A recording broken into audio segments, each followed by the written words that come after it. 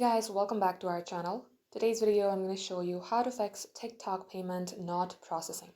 So first and foremost, what could be the reason is that if you go ahead and launch your TikTok, get logged into your account, select three bar icon and select balance. Make sure that you have enough balance and the payment method that you are choosing. For example, PayPal or any bank account is valid and the bank is active and the PayPal should also be active for the payment to be processing.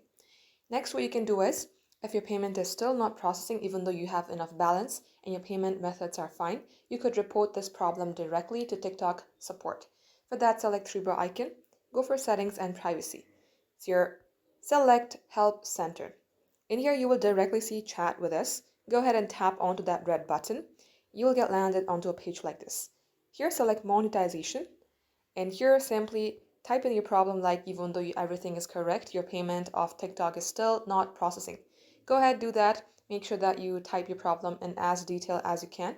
And then follow the on-screen prompt. In order for them to help you, you have to be very specific. Do that and it will fix your problem.